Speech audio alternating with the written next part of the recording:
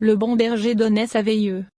Cher Père, nous te disons merci pour cette opportunité et la proportion de regarder dans ta parole. Nous invitons l'enseignant de l'Église, le Saint-Esprit d'accomplir son ministère comme nous nous assemblons. Seigneur, nous te demandons d'oindre la parole qui sort de ma bouche pour qu'elle trouve des racines dans les cœurs de toute personne qui va l'écouter. Père, je te prie pour l'illumination, la révélation, la compréhension dans la pensée de tous ceux qui vont l'écouter.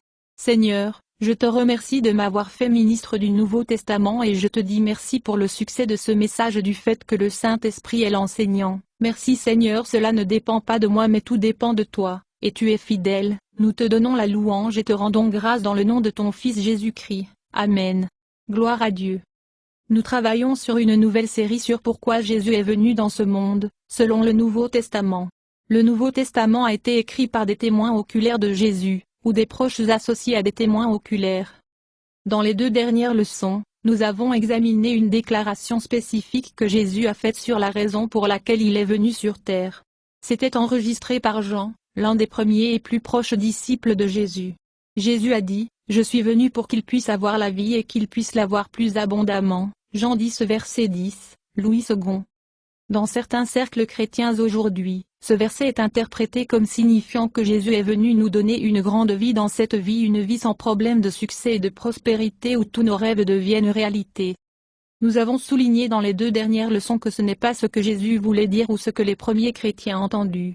Lorsque nous examinons les mots de Jésus dans leur contexte, nous constatons qu'il ne parlait pas de la qualité de notre vie dans cette vie. Il parlait de la vie éternelle, la vie incréée en Dieu lui-même. Dieu Tout-Puissant a créé les êtres humains pour qu'ils deviennent ses fils et filles en partageant avec lui son esprit, sa vie par la foi et la confiance en lui. Éphésiens 1 versets 4 à 5. Cependant, tous les êtres humains ont choisi l'indépendance de Dieu par le péché. À cause de notre péché, tous les êtres humains sont coupés de Dieu, qui est la vie et la source de toute vie. Paul, un autre témoin oculaire, a écrit « Nous sommes morts, condamnés pour toujours à cause de nos nombreux péchés. » Éphésiens 2 verset 1, NLT. À cause du péché, ce monde, l'humanité et la terre elle-même, est imprégnée d'une malédiction de mort. Quand Adam, le premier homme, a péché, le péché est entré dans toute la race humaine. Son péché a répandu la mort dans tout le monde, de sorte que tout a commencé à vieillir et mourir, pour tous ceux qui ont péché. Romains 5 verset 12, la Bible Tov. Le problème de l'humanité n'est pas le manque de succès ou d'abondance dans cette vie. Le plus grand problème de l'humanité, le problème est que nous avons tous manqué à notre obligation morale d'obéir à notre Créateur.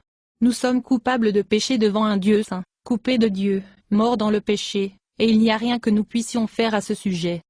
La deuxième personne de la Trinité, Jésus, a pris une nature humaine, ou s'est incarné, et est né dans ce monde afin qu'il puisse mourir en sacrifice pour le péché, car ce n'est qu'en tant qu'être humain qu'il pouvait mourir, et ce n'est qu'en mourant qu'il pouvait briser le pouvoir de la mort, et délivrer ceux qui ont vécu toute leur vie comme esclaves de la peur de la mort. Hébreux 2 versets 14 et 15, Bible du Semeur.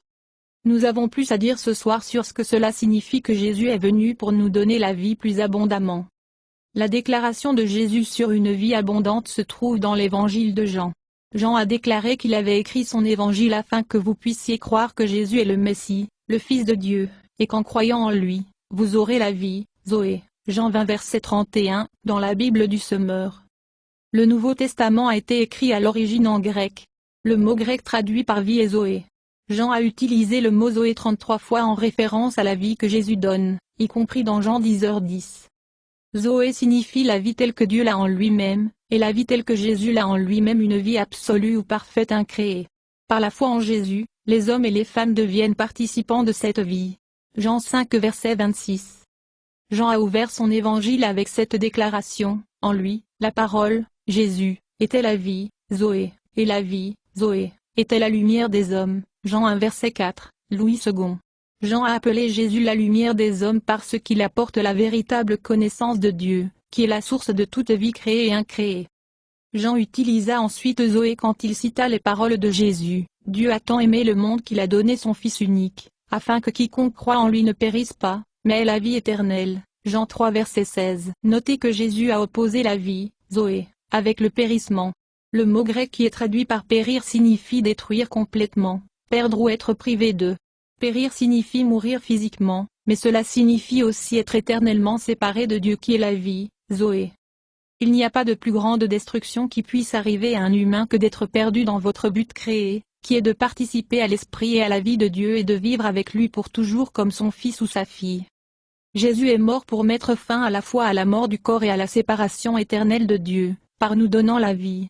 Paul a écrit, Jésus a aboli la mort et apporté la vie, Zoé, et l'immortalité à lumière à travers l'Évangile, sa mort, son ensevelissement et sa résurrection, 2 Timothée 1 verset 10, selon la Bible du Semeur.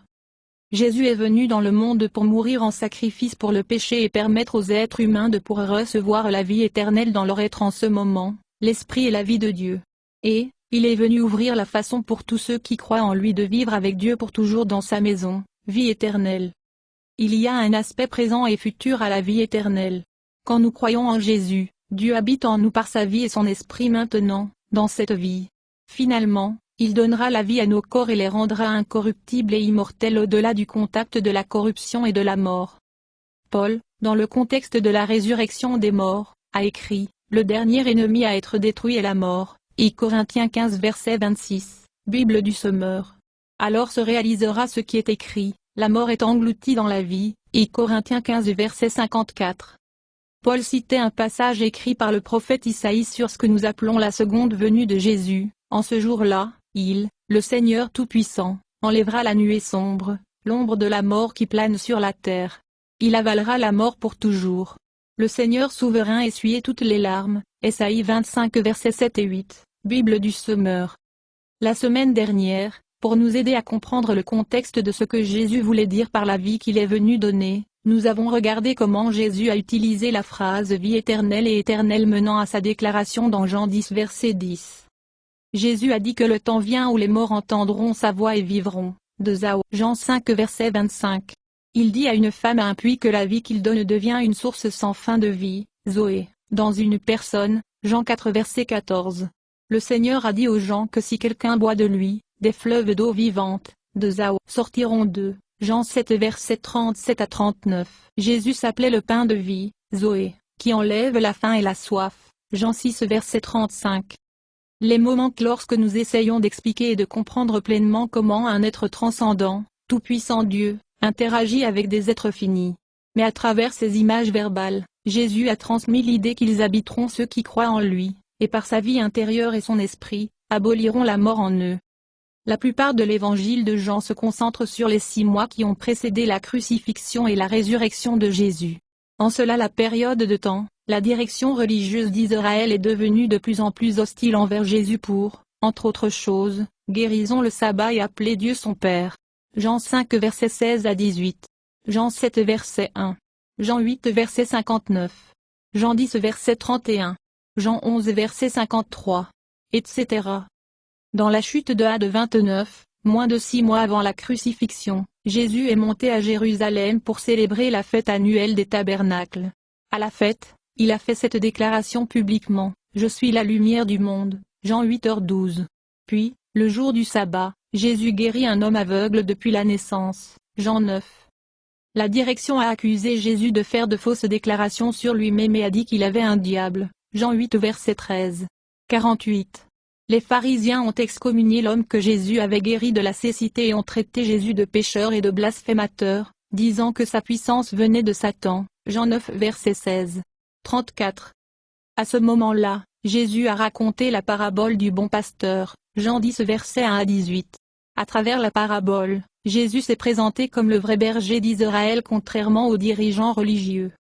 Ils étaient de faux bergers qui ne se soucient pas des moutons et les utilisent à leur propre fin. Jésus a fait sa déclaration sur le fait d'apporter une vie abondante dans le contexte de cette parabole. Nous en dirons plus sur la parabole dans un instant. Le point pour l'instant est que compte tenu du cadre dans lequel Jésus a fait sa déclaration, cela n'a aucun sens qu'il se soit soudainement retourné et ait dit à la foule qu'ils peuvent avoir une maison de vacances sur la mer de Galilée parce qu'il est venu pour leur donner une vie abondante. Jésus a ensuite quitté Jérusalem et est allé à Bethabara pour prêcher l'Évangile. Vers la mi-janvier, son ami Lazare est tombé malade. Jésus est resté à Bethabara jusqu'à la mort de Lazare, peut-être vers le 18 janvier. Lazare vivait à Béthanie, une ville à environ 2 miles de Jérusalem. Jésus est allé à Béthanie et a ressuscité Lazare d'entre les morts. Jésus a utilisé le mot vie éternelle, Zoé, En lien avec ce miracle, dans une conversation avec la sœur de Lazare, Marthe, Jésus lui a dit, « Ton frère ressuscitera à nouveau », pour ce qu'elle répondit, « Oui, tout le monde ressuscitera le jour de la résurrection. » Jean 11 verset 24. Jésus répondit, « Je suis la résurrection et la vie, Zoé. Ceux qui croient en moi, même bien qu'ils meurent comme tout le monde, vivront, Zao, à nouveau.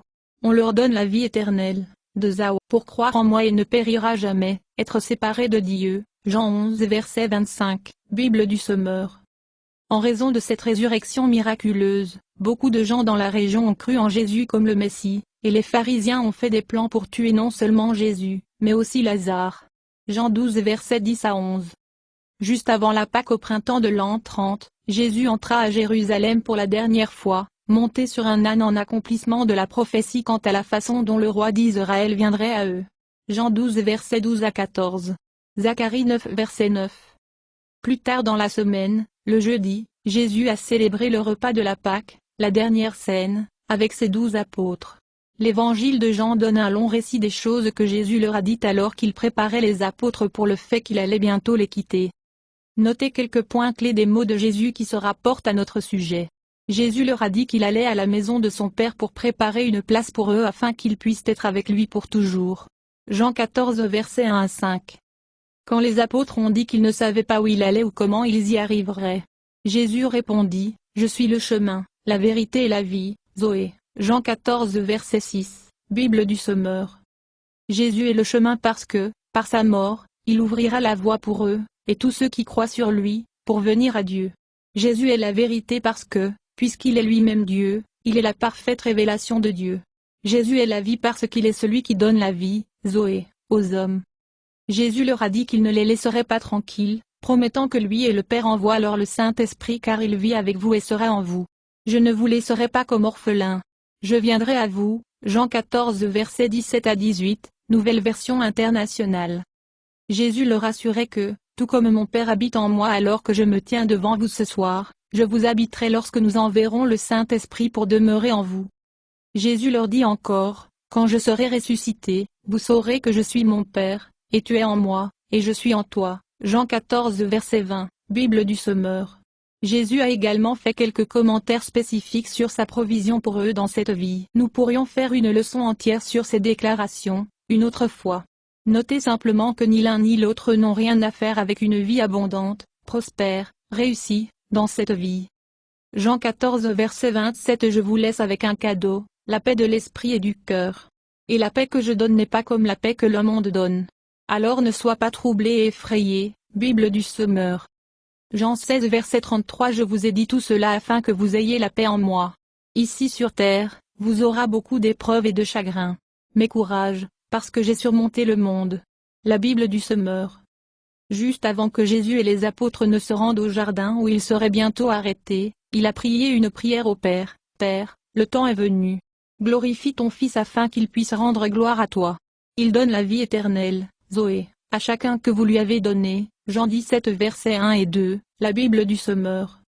Puis Jésus a dit, « Et c'est le chemin de la vie éternelle, Zoé, pour te connaître, le seul vrai Dieu, et Jésus-Christ, celui que tu as envoyé sur terre. » Jean 17 verset 3. La Bible du Semeur. La vie éternelle est plus qu'une existence sans fin. Tous les êtres humains existeront pour toujours. La vie éternelle est la communion et la relation avec Dieu Tout-Puissant. La vie éternelle, c'est connaître Dieu, participer de son esprit, sa vie incréée, et vivre avec lui pour toujours. Au cours des prochaines heures, Jésus sera arrêté, jugé et condamné à mort. Son apôtre se dispersera dans la terreur et des fêtes apparentes. Mais 3 jours plus tard, le tombeau sera retrouvé vide. Jésus passa par la mort et sortit de la mort, pour eux et pour nous. La vie éternelle est maintenant disponible à tous ceux qui croient. Éphésiens 2 verset 5. Mais Dieu est si riche en miséricorde, et il nous a tellement aimés, que même pendant que nous étions morts à cause de nos péchés, il nous a donné la vie quand il a ressuscité Christ d'entre les morts. La Bible du Semeur. Le jour de la résurrection, lorsque Jésus est apparu à ses apôtres pour la première fois, notez ce qu'il a fait. Il leur parla et dit, « Que la paix soit avec vous. Comme le Père m'a envoyé, moi aussi je vous envoie. » Puis il souffla sur eux et leur dit, « Recevez le Saint-Esprit. » Jean 20 versets 21 à 22. La Bible du Semeur. Tout comme il promit 3 jours plus tôt, Jésus a communiqué son esprit et sa vie, Zoé, à ces hommes. Conclusion. Revisitons brièvement la parabole du bon pasteur et obtenons un aperçu supplémentaire sur la vie que Jésus est venu donner. Jésus a raconté cette parabole pour montrer qu'il était le vrai berger d'Israël. Jean 10 verset 1 à 5 que je vous assure, quiconque se faufile sur le mur d'une bergerie, plutôt que de passer par la porte, ou porte, doit sûrement être un voleur et un voleur. Car un berger entre par la porte. La porte, le gardien lui ouvre la porte, et les moutons entendent sa voix et viennent à lui. Il appelle ses propres moutons par les nommés et les mène dehors. Après qu'il ait rassemblé son propre troupeau, il marche devant eux et ils le suivent parce qu'ils reconnaissent sa voix. Ils ne suivront pas un étranger. Ils s'enfuiront de lui parce qu'ils ne reconnaissent pas sa voix. La Bible du semeur. Les bergeries étaient des enclos bien construits dans lesquels il était très difficile d'entrer. Des troupeaux y étaient placés en partie pour empêcher les voleurs d'entrer. Un gardien surveillait la porte. Quand Jésus a raconté cette parabole, il était près du temple, où les moutons étaient gardés dans des plis pour être vendus pour le sacrifice. Plusieurs troupeaux étaient enfermés dans un seul pli. Les portiers gardaient la porte, et pas seulement les voleurs ne pouvaient pas entrer, les bergers ne pouvaient pas entrer. Le gardien laissait entrer les bergers. Un berger se tiendrait à la porte, appellerait ses brebis, et elles le suivraient hors de la porte. Les moutons reconnaissent et suivent la voix de leur berger. La foule ne comprenait pas ce que Jésus voulait dire, alors il a expliqué la parabole, « Je suis la porte pour les moutons. Tous les autres qui sont venus avant moi étaient des voleurs et des voleurs. Mais les moutons n'ont pas écouté eux. Oui, je suis la porte. Ceux qui entrent par moi seront sauvés. Où qu'ils aillent, ils trouveront un pâturage vert. Le but du voleur est de voler, tuer et détruire. Mon but est de donner la vie dans toute sa plénitude. Je suis le bon berger qui donne sa vie pour les brebis. » Versets 7 à 11, la Bible du semeur. Il y a beaucoup de grands points pour nous dans les paroles de Jésus. Mais il faisait un point spécifique et un point spécifique du groupe de personnes ce jour-là il y a 2000 ans. Ce contexte historique nous aide correctement comprendre ce que Jésus voulait dire par les mots vie abondante dans Jean 10h10. Le point de Jésus était, les pharisiens et les scribes ne peuvent pas vous donner le salut du péché. Mon but est de te donner la vie. Je donnerai ma vie pour les moutons, verset 11, verset 15, verset 17 à 18, afin que tu ne périsses pas. Jésus a dit, je suis la porte ou la porte du salut. Si tu viens à travers moi, tu seras sauvé de péché. À travers moi, tu auras la vie éternelle.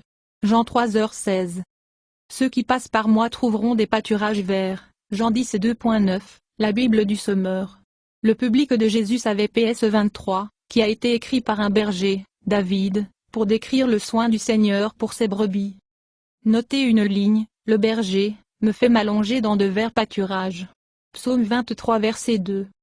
Les moutons ne se coucheront pas à moins qu'ils ne se sentent en sécurité et en sécurité. Le public de Jésus a compris le vert des pâturages signifie un lieu de repos et de sécurité frais et rafraîchissant. Personne qui a entendu Jésus parler ce jour-là n'aurait pris les mots vie abondante pour signifier que nous sommes vont obtenir de nouvelles voitures et des promotions d'emploi. Ils ont entendu les mots tels que Jésus les a définis. Jean 10 versets 27 à 28 Mes brebis reconnaissent ma voix. Je les connais, et elles me suivent. Je donne la vie éternelle, Zoé, et ils ne périront jamais. La Bible du semeur. Personne dans l'auditoire ce jour-là n'a compris toute la portée des paroles de Jésus. Mais cela deviendra clair pour eux une fois que Jésus meurt et se lève d'entre les morts. Jésus est venu apporter la vie éternelle. Voici un résumé de ce que Jésus a dit à propos de la vie éternelle, je suis cette vie. Si tu crois en moi, je t'habiterai et je te donnerai la vie. J'étancherai ta faim et ta soif.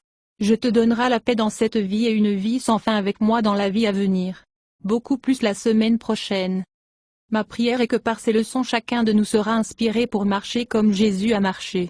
Laissez Jésus vous faire confiance à travers sa parole, la Bible.